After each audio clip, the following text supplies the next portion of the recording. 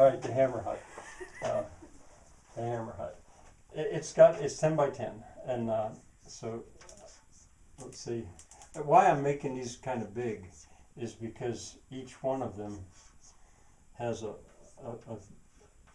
steel pipe in the middle, full of concrete, and I not in the middle exactly, but I'm boxing that, and ultimately that's strong enough to hold whatever weight's up there.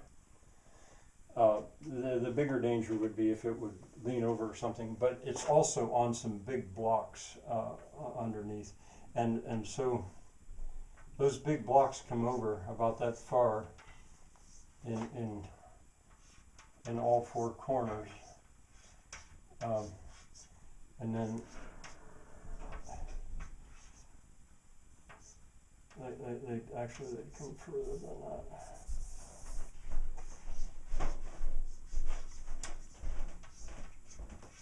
So this will be a spot of bearing. Each one of those is a spot for bearing weight, and each one of them is a door. Although this is to the massive forge. Yeah. This is the present forge. And here's your anvil. Here's your slack tub, I think. Your charcoal. I mean, just all of that stuff can move. And you stand, and here's your workbenches somewhere. All right, this is a plan. This is looking straight down. And so here we've got a door. Here we've got access. Here we've got access. Right in the middle is that, I call it an anvil, but it probably weighs 500 pounds. You've seen it there, that huge block of steel. And I can get it leveled up and in place, but that's a two-man job, and that takes quite a while too, to bar it up, stick it. I think it was the aku method, like moving those big rocks along. You get about a half inch, and you get about a half inch, and you can move it. Now I had thought about having a tilt hammer, and in that Diderot's book it shows these tilt hammers that have a handle, let's say from me to Audrey, about that big around, a big hammer lifted with a cam on a water wheel. I was thinking about doing that. But I think instead of that, it'll be a deadlift and drop it. A deadlift and drop it. And did I show you that hammerhead that I've got that I think will work? It's got a gap in it. It would have taken a handle. It's out of a welder. Well, so anyway, I'm talking now a chunk of steel so big you couldn't lift it. But I also have railings, like for barn door railings, that we can bring it out of the forge over there. Hold it. Imagine it's red hot now, and that would absolutely have to be wearing protective equipment in there because there's not all that much space in there. And if we trip it, it'll drop. And I've got two springs about this big around that I think will drop it, and the springs will have it go back up, drop it, like dribbling, and then lift it, and boom, boom, boom, boom. I think that'll work. I don't know, but in any case, that'll be there. I'll build in effect these corner cupboards like I do in the faux cuts to make it strong. I mean, the whole point about this is to make it really heavy and really strong. Now what I want to do with you guys as soon as you have time is to take material that I've got and nail it in those places out about that far, and then do the same thing here. Now this is head height.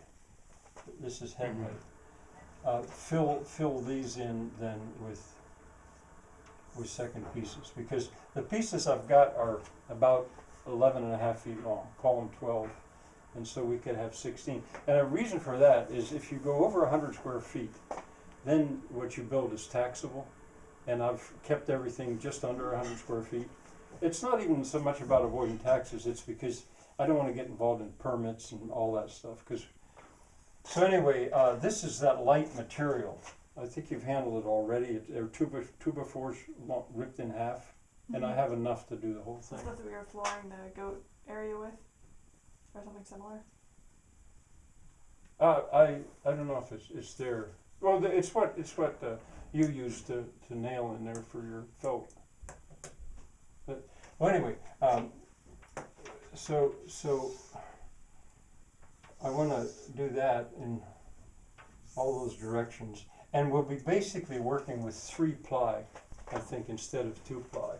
Okay. If I have it nailed here, you know, that'll go out there, that'll cantilever okay. This would not be I have it nailed there and there and there. And it's pretty thin. But by the time it's 3-ply, then you're getting something more substantial. But this only has to hold the roof. This doesn't have to hold the weight of stuff. This is going to be too complicated for me to draw quickly here. So anyway, that's plan. Now, on top of our heads, I also am I have there already boards going like this.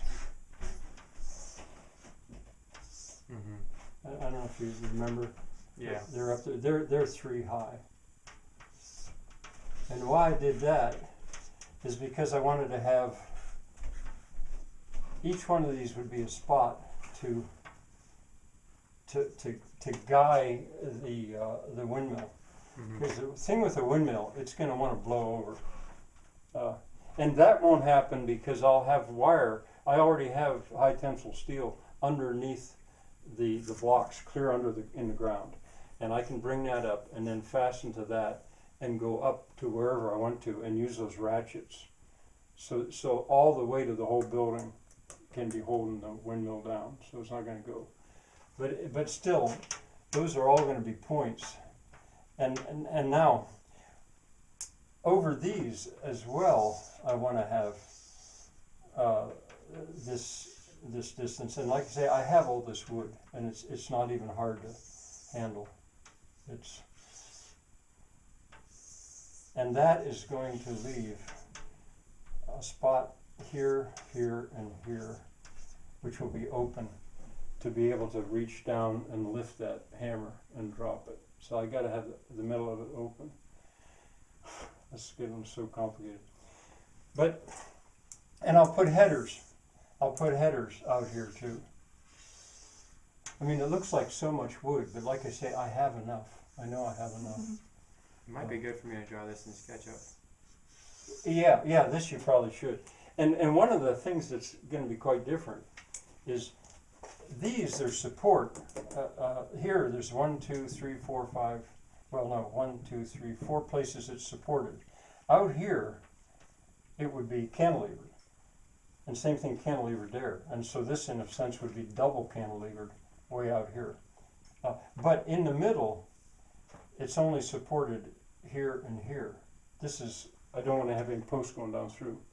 What I figured out I can do is I can take let's start with, say, this spot right here.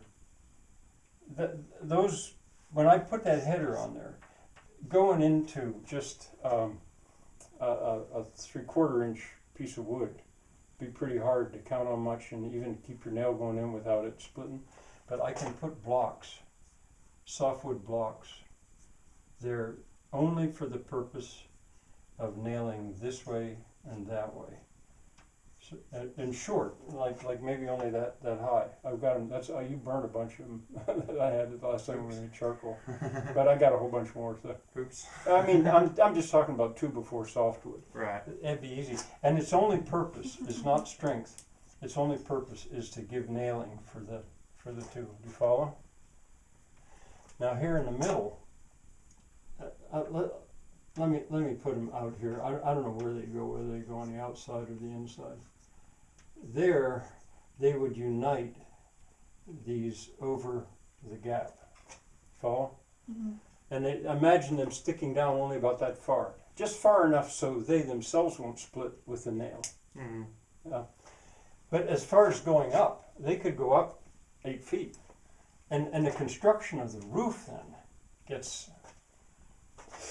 Let me make a pause. I gotta watch the time. Let me make a pause and do one more drawing, but this time, this is a plan. Mm-hmm. This time it'll be an elevation.